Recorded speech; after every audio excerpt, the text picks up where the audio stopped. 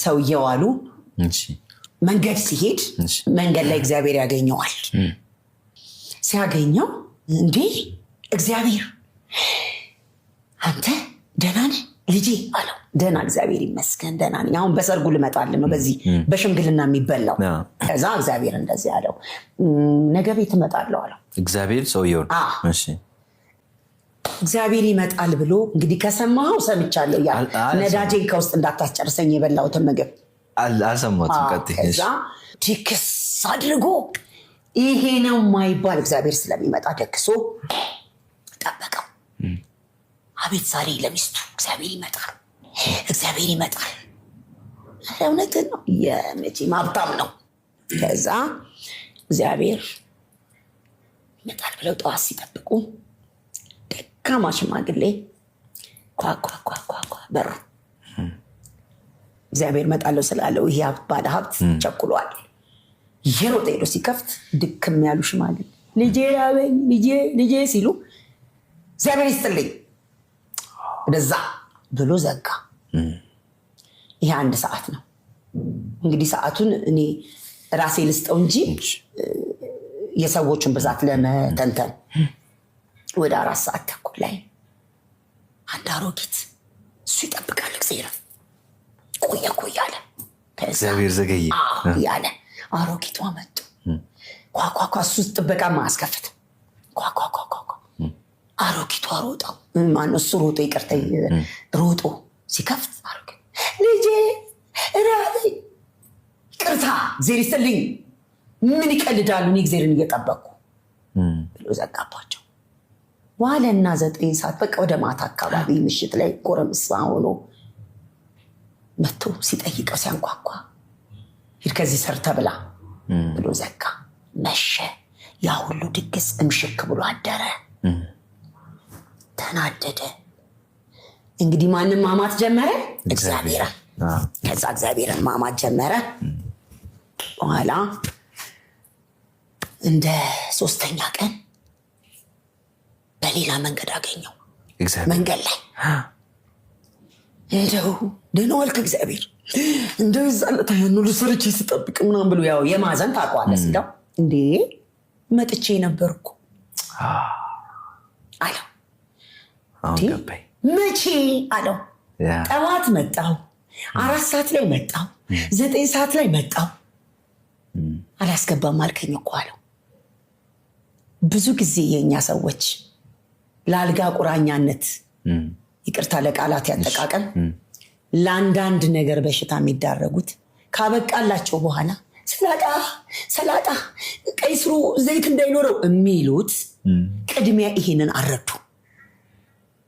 እነዚህን ምስኪኖች ጭራሽ እኔ እውነቴን ነው የምነግርህ አንዳንድ አካባቢ በጥሪ በሚሄድበት እንኳን አነስ ያለን ሰው የሚደለድለው ሰውዬ ሰርግ ላይ ግባ ዛጋ ለሱ ዛጋ ስጠው ምን አረግ። እነዚህ አነስ ያሉ ሰዎች እኮ ደህና ሰው ሲያው ይጽናናሉ። ስትጨብጣቸው ስታወራቸው ቢርባቸው እንኳን ጥግብ ብለው በስማም ሰላምታው እሷ ስትመረቅ ትውላለህ። እንኳን ይሄን ያህል ድግስ እየደገስክ እነዛ አብረው ደግሞ ይህንን ድግስ የሚታደሙትም ሰዎች እነዚህ ሰዎች ምናልባት አልበራላቸው ይሆናል ብለው አይ ብዙ ሰዎች እኮ የተቸገሩ ወገኖቻችን አሉ ወደዛ ብናዞረውስ።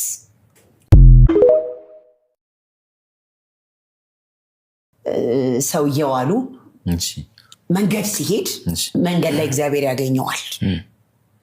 ሲያገኘው እንዴ እግዚአብሔር አንተ ደህና ነህ ልጄ አለው። ደህና እግዚአብሔር ይመስገን ደህና ነኝ። አሁን በሰርጉ ልመጣልን ነው በዚህ በሽምግልና የሚበላው።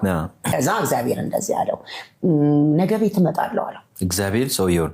እሺ እግዚአብሔር ይመጣል ብሎ እንግዲህ ከሰማኸው ሰምቻለሁ ያ ነዳጄን ከውስጥ እንዳታስጨርሰኝ የበላሁትን ምግብ አልሰማሁትም። ከዛ ቲክስ አድርጎ ይሄ ነው ማይባል እግዚአብሔር ስለሚመጣ ደግሶ ጠበቀው። አቤት ዛሬ ለሚስቱ እግዚአብሔር ይመጣል እግዚአብሔር ይመጣል። እውነትን ነው የመቼም ሀብታም ነው። ከዛ እግዚአብሔር ይመጣል ብለው ጠዋት ሲጠብቁ ደካማ ሽማግሌ ኳኳኳኳኳ በሩ እግዚአብሔር መጣለው ስላለው ይሄ ባለ ሀብት ቸኩሏል። የሮጠ ሄዶ ሲከፍት ድክም ያሉ ሽማግሌ ልጄ ራበኝ ልጄ ሲሉ እግዚአብሔር ይስጥልኝ ወደዛ ብሎ ዘጋ። ይሄ 1 ሰዓት ነው እንግዲህ። ሰዓቱን እኔ ራሴ ልስጠው እንጂ የሰዎችን ብዛት ለመተንተን ወደ 4 ሰዓት ተኩል ላይ አንድ አሮጊት እሱ ይጠብቃል እግዚአብሔር ቆየ አለ። እግዚአብሔር ዘገየ ያለ አሮጊቷ መጡ።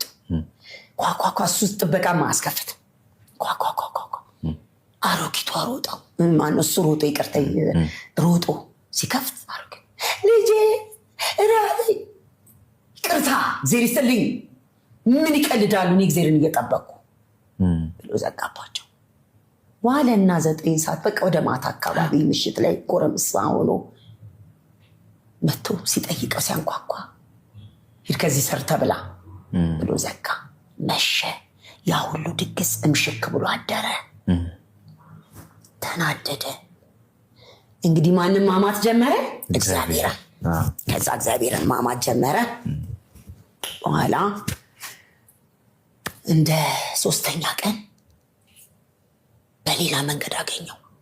መንገድ ላይ እንደው ደህና ዋልክ እግዚአብሔር እንደው ይዛለታ ያኑ ልሰርች ስጠብቅ ምናምን ብሎ ያው የማዘን ታውቀዋለህ ሲለው እንዴ መጥቼ ነበርኩ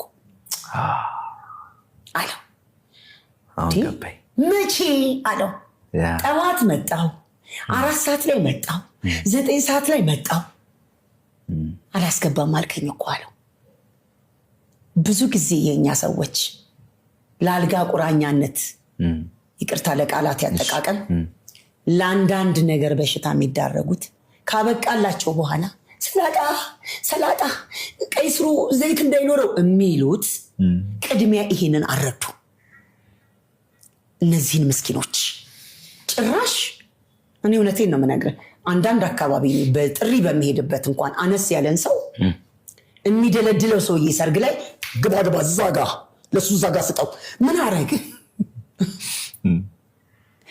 እነዚህ አነስ ያሉ ሰዎች እኮ ደህና ሰው ሲያው ይጽናናሉ።